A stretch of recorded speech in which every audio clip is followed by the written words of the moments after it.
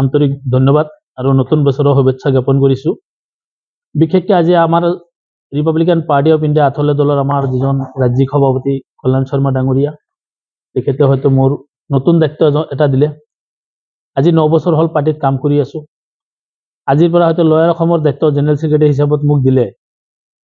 এই লয়াৰ অসমত আমাৰ যিখিনি হয়তো নিবনুৱা মানুহ, যিখিনি মানুহ হয়তো আজিৰ তাৰিখত হয়তো আপোনাৰ হোৱা নাই, পাব লগা বস্তুখিনি পোৱা নাই, এইখিনি মানুহ যদি আমি বস্তুখিনি হয়তো আদায় কৰি দিব লাগে, যেহেতু আমাৰ যিজন national president Ramdas Athawale sir, তেখেতে NDA এলায়েন্সত তেখেতে আপোনাৰ এজন মন্ত্ৰী হয়, ছ'চিয়েল জাষ্টিছ মিনিষ্টাৰ আমাৰ নেশ্যনেল প্ৰেচিডেণ্টজন।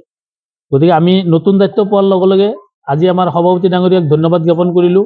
তাৰ লগতে ৰিপাব্লিকান পাৰ্টি অফ ইণ্ডিয়া যিহেতু ষ্টেটৰ হয়তো ভাইচ প্ৰেচিডেণ্ট হিচাপত আছোঁ, দায়িত্বভাৰত কাম যিখিনি কৰিব লগা কৰি আছোঁ।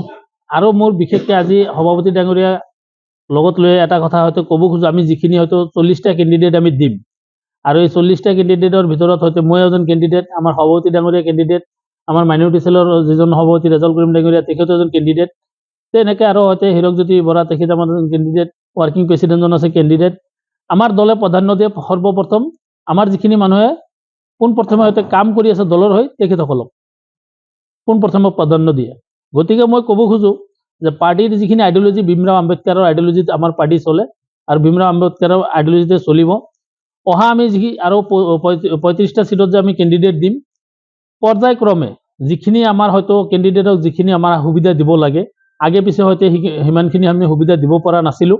এইবেলি আমি হয়তো একোটা কেণ্ডিডেটক যিখিনি আমাৰ প্ৰয়োজন বস্তু, হয়তো বেনাৰ, পোষ্টাৰ, আৰ্থিক যিখিনি আৰু প্ৰয়োজন, 100% আমি হয়তো ৰিপাব্লিকান পাৰ্টি অফ ইণ্ডিয়া আঠলে দলৰ এজ এ ভাইচ প্ৰেচিডেণ্ট আমাৰ সভাপতি ডাঙৰীয়া, আমাৰ মাইনৰিটি চেলৰ সভাপতি ডাঙৰীয়া লগত লৈ আমাৰ ষ্টেট ছেক্ৰেটাৰী আৰু স্পৰ্টছৰ আমাৰ প্ৰেচিডেণ্ট ছাব আছে লগত।